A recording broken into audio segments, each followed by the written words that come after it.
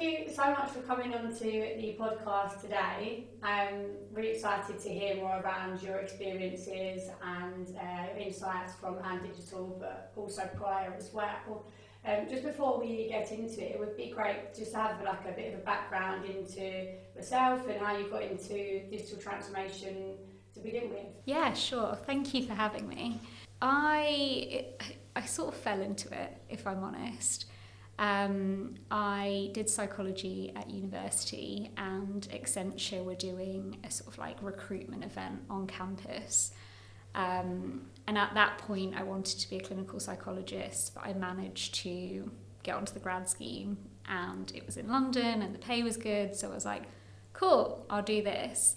I immediately fell into sort of like product and digital transformation. I remember my first day on a project, my manager was like, do you know what agile is? And I was like, yeah, to be like flexible, right?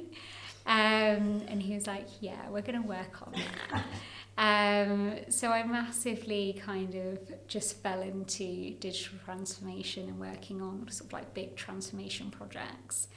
And then it kind of went from there. So I did like really big transformation, large scale transformation, enterprise kind of projects with Accenture. I then went independent and contract and continued sort of doing digital transformation across a number of clients.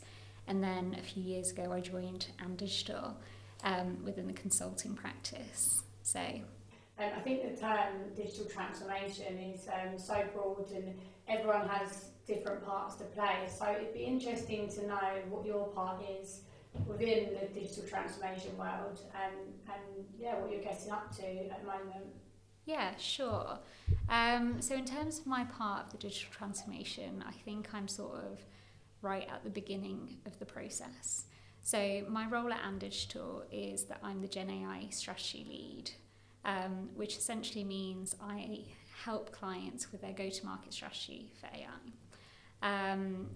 helping them decide, how they can solve their most complex problems through the use of GenAI, how they can achieve their business goals or their strategy through using different technologies, and even whether they should or shouldn't pursue a specific technology, especially AI. I think that sometimes everyone's like, we want to do something in this space, and it might not be the right solution. So essentially helping them reach that decision.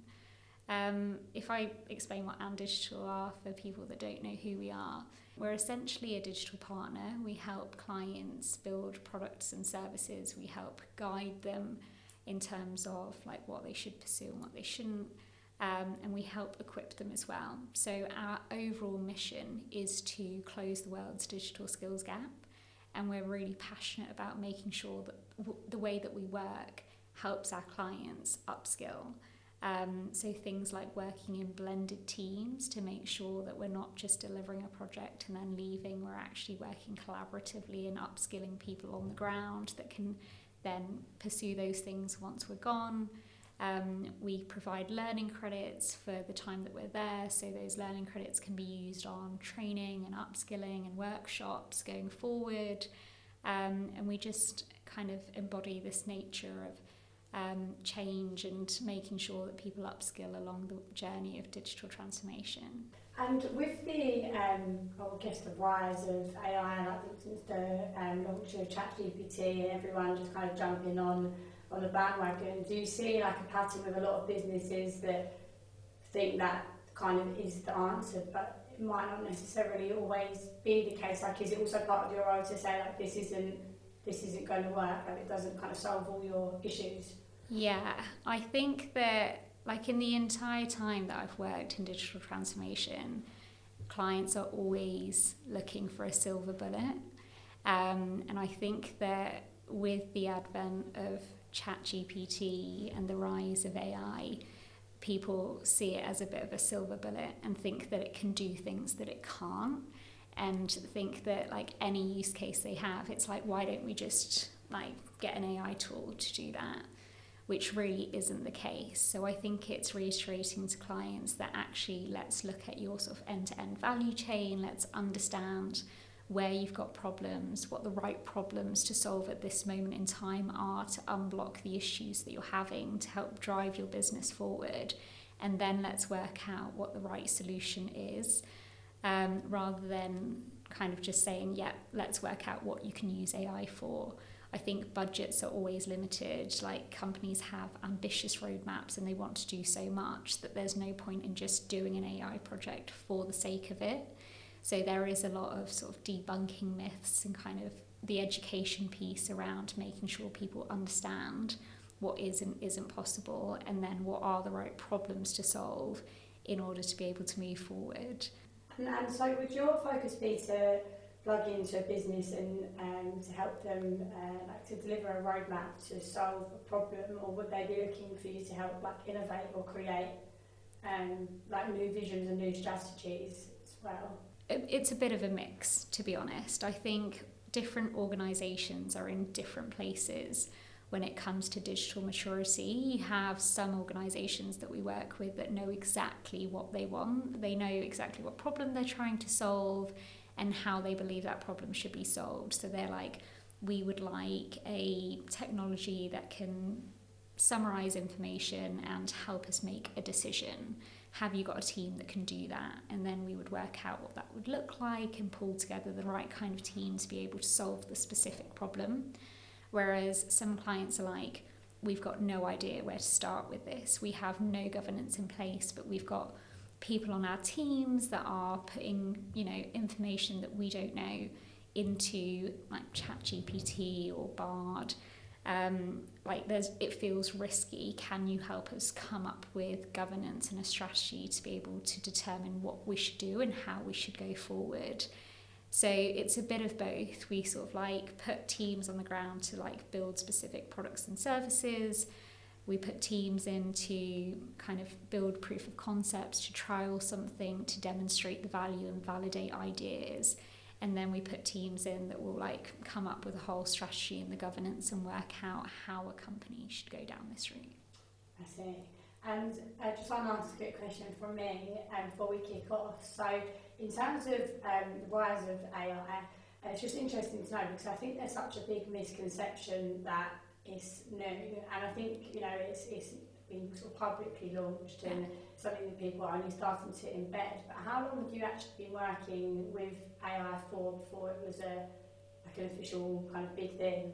Yeah, I feel like it's really like captured the zeitgeist after ChatGPT was launched around this time last year, and I think that's when it's really got into sort of like board conversations, and people have been saying that actually we need to do something and we need to do something urgently with this.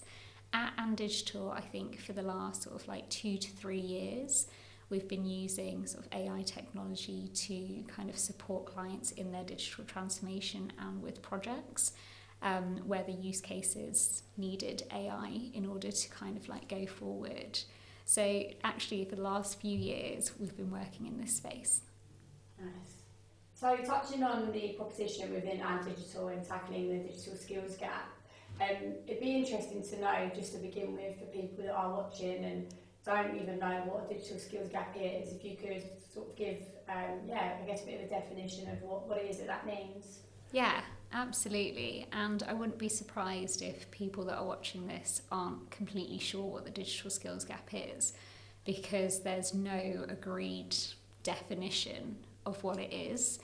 But also, we did a white paper last year, and in that we kind of say it's not just one thing. There's multiple factors that make up the digital skills gap.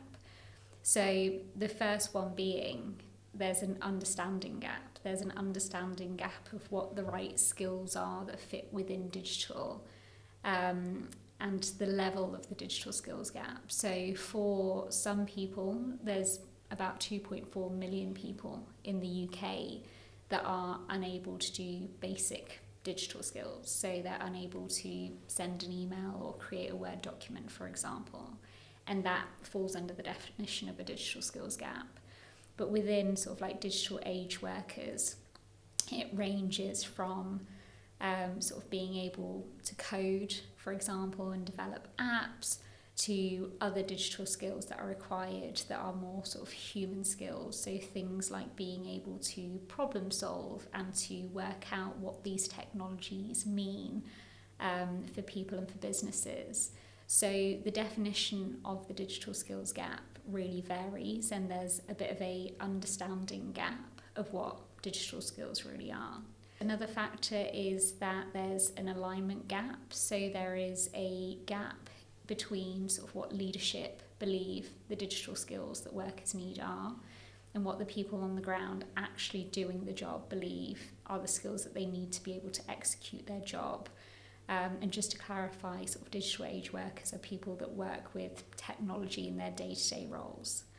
So there's a gap in that kind of agreement of what the right skills are, and that obviously builds tension and increases sort of like the gap within digital skills.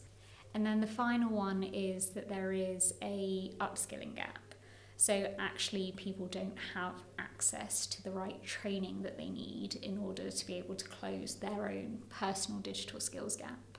So in the research that we conducted last year, we found that about 60% of respondents said that they didn't have any digital skills training within their role.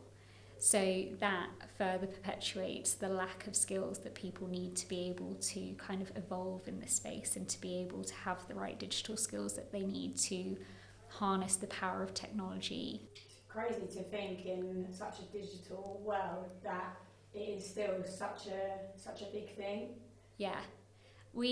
I saw a report that Forbes did just a couple of months ago actually, in which they kind of surveyed over 500 companies across a range of industries, and something really high, like 93% of respondents said that they felt there was a digital skills gap within their organisation, which is really high, like 93%. You think if that was even half the kind of advancements that businesses could make, yeah, is crazy. Yeah, I think that's the main factor, right? I think it's the potential that digital has and the potential that technology has to kind of rapidly evolve a business to help it grow, or like I said earlier, in the current environment to help it stay afloat. I think it makes all of the difference. But if companies don't have the right people to be able to do that, then it's kind of pointless. And why in a digital world do you still see such a big skill gap? I think it's a mix of things. I think it's that not all companies have sort of cracked how they should be training people or what the right training material is. I think that when it comes to digital skill, there's a massive spectrum when it comes to technologies. And I think identifying the right technologies to upskill people on is quite difficult. And I think people or companies tend to go for a one-size-fits-all, where that's not really the right approach. I think there's also this piece around human skills and soft skills that is massively overlooked. So it's, like I said, great to have, the most advanced technology at your hands to be able to transform, but if you don't have the right people with the right skills, the right human skills to be able to harness that technology, then it's kind of pointless. And I think people overlook things like, problem solving, leadership, teamwork, collaboration, like the kind of soft skills that you need to be able to kind of evolve as an organisation and really make the most of the technologies that are available.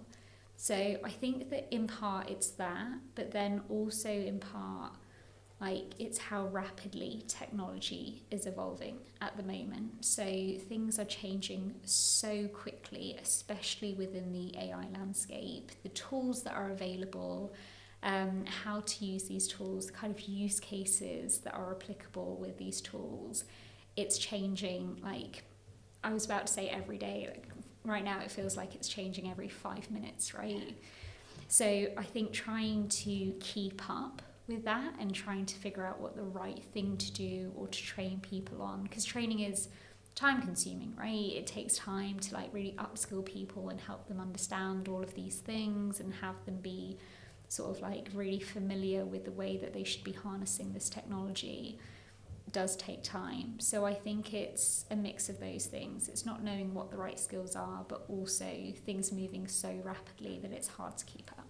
So we touched on AI and touched on the digital skills gap, and it'd be interesting to combine the two and to understand from your experience how you see AI closing that skill gap. Yeah, that's a really good question, and I think there is so much potential here. So AI-driven sort of like training L&D platforms are going to, I think, really change the game. So up until now, organisations have rolled out these big training plans and curriculums and really gone for this sort of like blanket approach that like one size fits all. And I think that's been really common across time. So like if you're in this role, like this is training you need to do. If you're in this role, this is training that you need to do. Regardless of what your learning style might be, regardless of what you already know or where you need to develop and improve. And I think that sort of having AI-driven platforms to support people in their sort of like closing that digital skills gap in their learning journey is going to be vital, because actually inputting the data into like of what you actually know and what your role is and what you're working on and what you need to know, and having a tool that then personalizes that content for you in terms of like these are the right pieces of information in order to be able to do that thing that you're trying to do specifically, is really interesting and really powerful. But then if you think about it also from the perspective of your individual learning style, whether you prefer to read really lengthy, long research papers or paragraphs, whether you prefer sort of like video content, short form content, audio versus visual, etc., like everyone prefers to digest content in a different way. And I think these one size fits all training courses don't account for that. So I think that it will, like these platforms will help personalize content so that you've got the right kind of content that is relevant to what you need to learn, but also in a format that it is the most digestible to you, so that you're actually benefiting from that learning experience and that you're kind of like growing in the way that you need to grow. So I think it will really change up the game. Nice, and I can see that being rolled out probably quite heavily across the board. But what happens to those who don't necessarily have access to platforms like that? Yeah, I mean, I think that these things are still relatively new in terms of like being rolled out, but I don't think they are common ground at the moment. And hopefully they will be very soon. But I think in today's context, if you're looking for a bit more of a actionable takeaway of how you could use AI to sort of like leverage, how you can leverage AI on your learning journey, I think the more readily available tools, so your ChatGPT and your Bard, are really useful learning tools. So I don't know if you're familiar with the learning pyramid. So it's a pyramid that is all about sort of the best ways to retain, or the most effective ways to retain information from learning. So at the top you've kind of got through lectures, and people on average retain about 5% of information that is presented to them in lecture format. And sort of as you go down that pyramid, about halfway through, you've got discussions. So people often retain about 50% of information that they pick up through discussions. So it's a much more effective way to learn content. And ChatGPT can provide that, right? Or Bard, or any of these sort of like large language models. This ability to ask a question, can you explain X to me? And then have, come back and retrieve the information to explain that concept to you. And then if there's a word in there, for example, that you don't understand, you can be like, can you just explain what you mean by this word in this context? Can you give me an example of what that would look like? Can you take that further and explain this other concept to me and how these things link together? Like, just as you would with a lecturer or a trainer, like that conversational discussion on trying to really understand and get beneath kind of a particular skill or concept that you're trying to learn through conversation. And I think that these tools are great for that. There was a recent study that was done actually on, I think it was about 350 students, and the use of ChatGPT, and they found that students find it a much more engaging way to learn, and that they're much more motivated through using tools like ChatGPT. So actually we're really seeing a rise in like learning in this way, and I think it will be really effective going forward.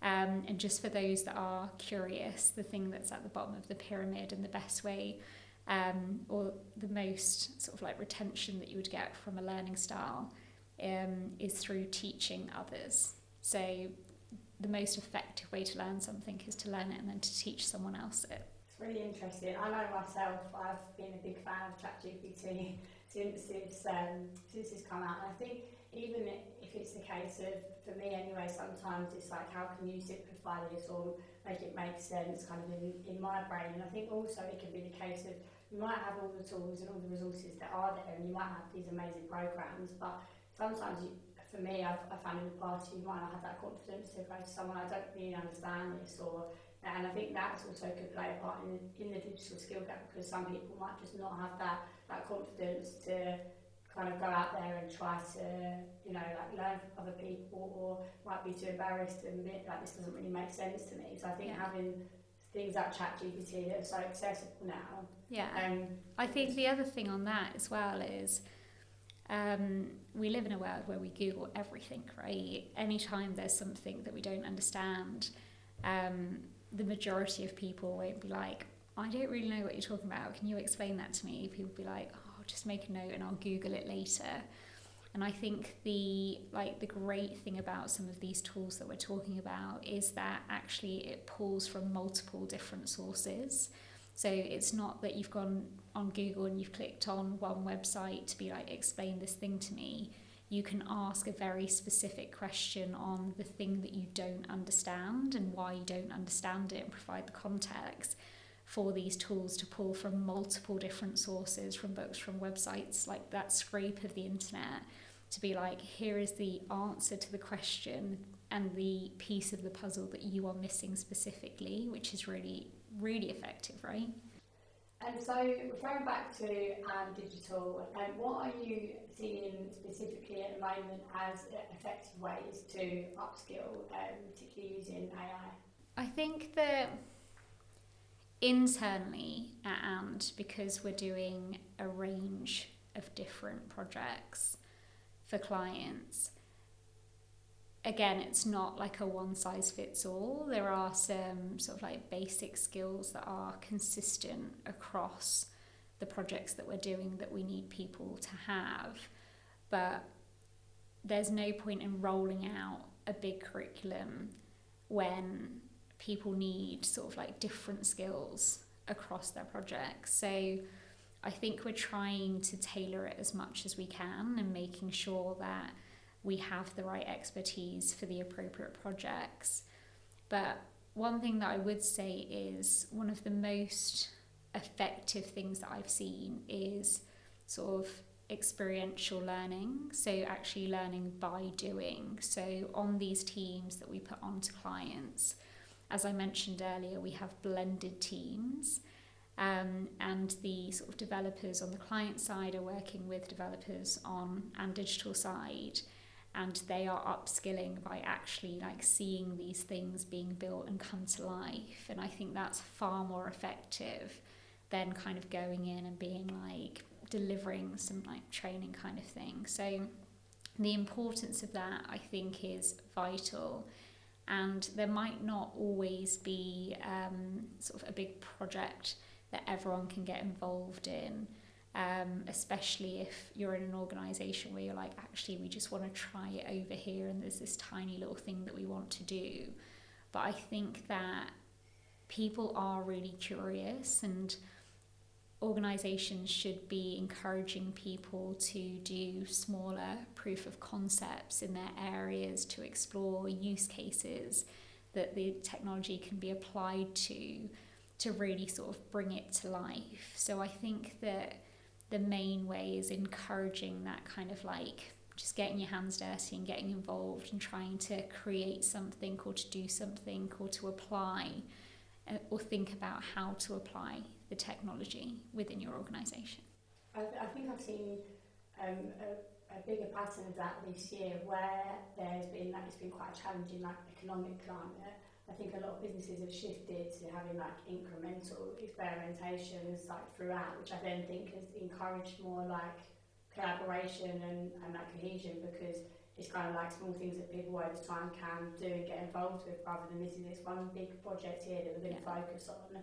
And I think that really helps with the buy-in as well, because people are sort of more bought in from the start. Exactly. I think that with AI, one of the sort of big issues that there is trust.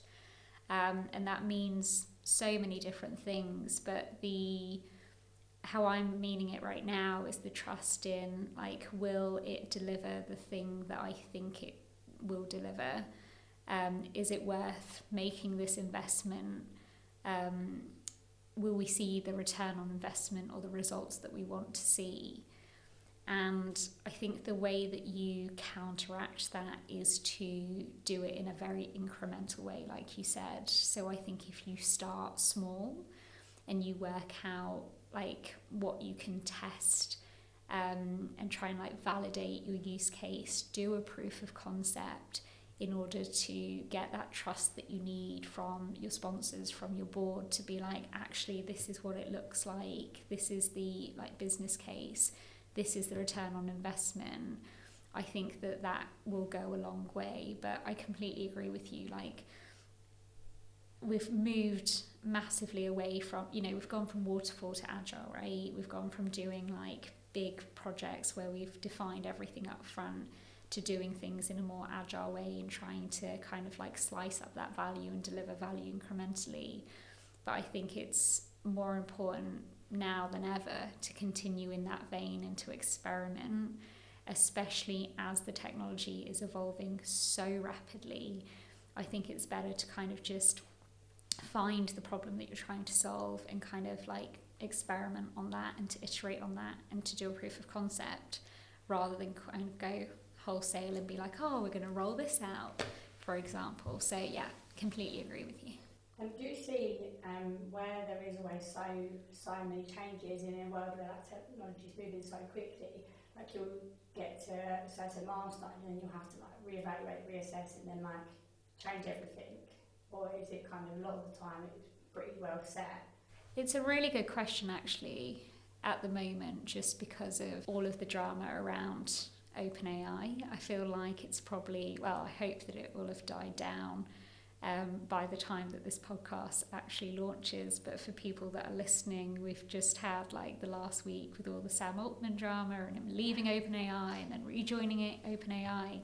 So I think that there is definitely that. I think that some of the startups that we're seeing at the moment and the tools that are available might not stand the test of time, right? So the landscape, the technological landscape and the tools that are available will change. And I think that naturally you will see that, there'll be some key players in this space that people go to, rather than kind of going to individual smaller businesses in order to fulfill those requirements that they have. So I think that it's constantly evolving, and I think that it's one of those things that we'll just have to keep an eye on, and we'll have to kind of be adaptable and change as the landscape changes. But I think that, the pace of change is so fast that there isn't a right answer, there isn't a right tool, there isn't kind of an approach that you can take right now that you can guarantee will be the right approach in 6 months' time. Yeah, it's never ending. Yeah. So as we're coming to the end of the year, a lot of businesses have got to the point where they've got clearly defined roadmaps now for 2024. And if there's anybody watching, like, what advice would you give when it comes down to integrating AI into the roadmaps if it isn't necessarily there already? Would you think it's, you know, a waste of time? Would you think it's worthy? Like, what would you say the importance would be of considering that if it's already kind of pre-planned and built out? The first thing that comes to mind actually is the saying that it shouldn't be a solution in search of a problem. So if it doesn't align to what you're trying to do overall, if it doesn't align to your business strategy, you shouldn't be kind of like shoehorning AI into your roadmap for 2024. Like, that isn't advised. But I think that also there's a bit of a misconception at the moment when we're speaking to clients that are like, oh no, we've got this massive backlog and we need to, you know, achieve all of these things. We don't have space to do anything around AI. And I think that misses the mark a little bit, because actually if you have this massive backlog and you've had to cut back on what you actually want to achieve next year, then there are tools, AI-powered tools, that can help you get to that point faster. So it's not always that you're just producing a new product or service for your customers that is AI-powered. Actually, it's that you can improve your internal processes and realise some amazing productivity gains through the use of AI. And we've worked with a major insurance provider in the UK recently and seen that the sort of productivity gains to be had are between sort of like 20 and 40%, right, across the software delivery life cycle. So if you're actually able to deliver that product roadmap faster through the integration of these tools, it means that you can do more. And in my experience, everyone is trying to do more. I haven't worked with an organisation that is actually like, actually, we want to do less next year and we haven't got enough stuff on our sort of like backlog. It's always like, sorry, we've had to cut back, we've had to do less, you know, we've overcommitted and under-delivered. So I think this ability to use these AI-powered tools to be able to sort of like enhance your software delivery life cycle and to be able to achieve the things that you're trying to, either on time or early, and to be able to do more, is actually what people should be considering for their roadmaps for 2024. It's not like, oh no, we don't have space to do, you know, to deliver an AI product or service. Actually, how can you realise the benefits of using these tools in order to achieve your business strategy at pace? I think that's the mindset that people should have. So it's never too late. Yeah, no. I mean, it's too late when you actually are probably like behind on your delivery and you're like, oh, how could we have gone faster? So no, I think that, yeah, even though it's probably like budgets are in place, it's not too late to kind of see actually like how can you move things around. So you mentioned quite a lot around the productivity gains there and how much of an impact that can make, like integrating AI into roadmaps and plans. Does this impact people's jobs? And I feel like there's, you know, quite a lot of conceptions out there that all of us are going to lose our jobs and we're not going to have any work because of like artificial intelligence. So where does that leave people? Yeah, absolutely. This is definitely a concern that I hear a lot of. Like, what impact will it have on people's roles? Like, will people lose their jobs? And I think it's really interesting. And I think if we look sort of like across history, when there's been sort of like technological advancements, people have always had these worries. So, you know, when the internet came into existence, people were like, oh, we're going to lose our jobs and we're going to be useless because actually the internet's going to take all of our jobs. when in reality it actually created so many types of different jobs. So, being a software engineer or a product manager or a designer wasn't a job until the advent of the internet. So I think the most important thing to note is it will change the nature of roles that are available and that exist, and this focus on kind of making sure that people upskill in order to be able to adapt and to kind of go into those types of roles that will be available. But I don't think that's the immediate risk. I don't think that's the immediate thing that people need to do. I think people need to keep an open mindset and to be aware and to stay up to speed on these things that are going on and to learn. But I think more so the immediate thing that is impacting people is how they sort of augment their roles with these tools. And I think that people need to learn how to use these tools, because that's where they will actually be able to enhance their productivity to be able to do more.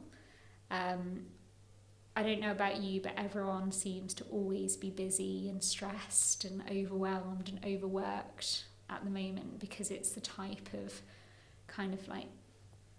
the way that we work is very we try and do as much as we can in such a short period of time, and we end up working early or late into the evening. And I think that with AI, there's this great opportunity to augment yourself with a digital assistant to be able to help you do your work rather than to replace you. And if we come back to what I said right at the beginning, this importance of human skills is vital. I don't think that that's going to be replaced.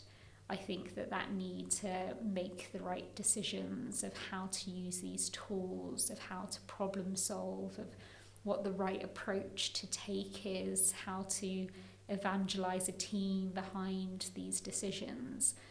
All of those softer human skills are still absolutely vital, right? I think that essentially the thing that people forget is these things are just tools, and without the right sort of human capability, you can't utilize these tools. It's not as if it's oh, there's AI now, we don't need people anymore. It's well, what are you going to do with it?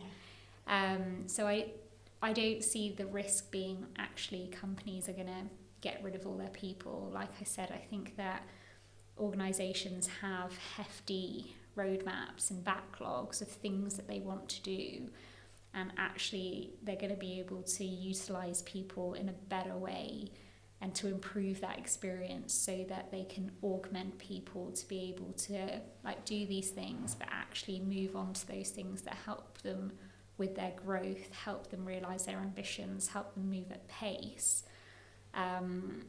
Otherwise it's just a race to the bottom, right? If you're trying to sort of reduce your operations and do less, I don't know, I've not seen any companies that are oh, we just want to do less and be a smaller business, for example. So I don't think there's a worry that we're all going to be replaced by AI, but people have probably heard this hundreds of times now because I've seen it everywhere. People won't be replaced with AI, people will be replaced with people that use AI. So yeah, that's where I stand on it. It's interesting. I've never actually looked at it like that before. It's that thing to make you as efficient as humanly possible. Yeah. And at that point, when your efficiency is at the maximum that it can be, yeah, there'd be no need or no reason as to why you would want to be replaced, because you're doing such a good job of what it is that you're doing. Yeah. That you're so valued in what it is that you're doing. Yeah. Which makes sense. People that think that everyone's going to be replaced with AI kind of overlook behaviours in the past. So sending emails today, I think that in the past, if you needed to get a message over to someone on the other side of the world, you might write a letter or you might have to travel there and all of those things. But actually now we've got emails and it's an efficiency tool and it helps us do things much faster. And that will be the same for sort of the AI tools. It will actually just help you do the task in hand in a much more efficient way. So it will be, I think overall it will be better for kind of our lifestyle and the way that we work. But then that will hopefully allow for the capacity to then go on to the next thing and kind of see that advancement in society. And I'm actually really excited about the use cases that are coming down the line. I don't think we personally know right now sort of like the things that AI are going to be able to do this time next year. So I think that actually, I don't know, in the same way that, you know, when the mobile phone was invented, then people started developing apps for the mobile phone. And now if you look at the apps that are on your phone and the things that you can do are just incredible. I think that that's the kind of shift that we're going to see. We're going to see all of these new sort of like tools and use cases that actually really enhance our lives come through and will like be augmented in basically the things that we do with AI. Yeah, it's fascinating. It's like it'll be unrecognisable in give it a few years' time, and I think it'll be so different. Yeah, I think so. But if you also look at the way that we live our lives now, sort of like I grew up when there weren't mobile phones, right? So, or like Facebook or Instagram and things like that. And if I compare the way that like that was to how we are now, how we connect to people, how we kind of conduct our day-to-day lives, that's unrecognisable. And I think we will see even more of a shift where, you know, people growing up right now will be like, well, what do you mean you didn't do this without AI before? Like, how did you live? Kind of thing. So yeah, really exciting time. So what would you say is the most important factor when it comes down to upskilling in this sector? I think that the most important thing when it comes to sort of driving change, and it's not just for AI, it's for, I would say, digital transformation overall, is culture. I think in my experience, like cultures that are more sort of like have more of a continuous improvement mindset, that have the sort of psychological safety, the option to be able to fail without severe consequences, to be able to experiment like we mentioned earlier, are able to advance more rapidly, and they're able to like see that difference and to adopt the technology and to get their hands dirty without the worry that, you know, actually they're going to fail, or, you know, the board's going to come down on them and say, you know, why have you done this? Why have you made these decisions? That kind of thing. So personally, I would say culture is the most important thing here. I think that if you haven't nailed the basics, if you don't have the right culture, if you don't have the right sort of like agile mindset and processes in place, then it doesn't matter how hard you try and push the training or the changes or the technology. I think it will always sort of fall flat. I think I saw a BCG study recently in which they kind of looked at, you know, the impact of having the right culture on companies, and I think they looked at 40 different companies, and they found that those that had the right culture were 5 times more likely to succeed when it comes to digital transformation. So I think that as exciting as the technology is, as exciting as all of the advancements are, and as much as you want to just get going with it, I think that it's always good to step back and make sure that overall you've got sort of your ducks in a row, you've got the right culture in place, and that you are encouraging the right kind of behaviours from people to allow them to experiment and to want to learn, right? It's not just a thing that is like, okay, we're doing this project and we need you to learn this thing. It's actually, you want people to keep moving forward and have this continuous improvement mindset, so that as all of these things change so rapidly, people are on board and adapting to those changes and adapting to the technology and ensuring that they have the right human skills that we discussed, and working as teams and collaborating and talking to each other and all of those good things, because the culture is right and not just because you're delivering XYZ training to try and get people to deliver on projects. So I would say if there is one thing that will sort of like make or break the digital transformation or the adoption of AI within an organisation, I think it's culture. I think culture is the silver bullet. As we were talking about the silver bullet earlier, I think it's culture. I think it also goes back to when you was talking about the AI and how it wouldn't replace humans, because without having that good culture in the first place, and you've just got these, AI bots everywhere, you're missing out such a big trick. So thank you so much for your time and for running through all of this today. It's very fascinating, and I can understand more from your insights, and really appreciate your time. So thanks for coming on to the podcast. Oh, it was great talking to you actually, and I just hope that things haven't changed so much in the next week or couple of weeks before this comes out. But so I think it will be just interesting just to see where everyone is in the next sort of few weeks and how they think about what they do in 2024. But I think we've got really exciting times ahead, and we've got loads of things to look forward to.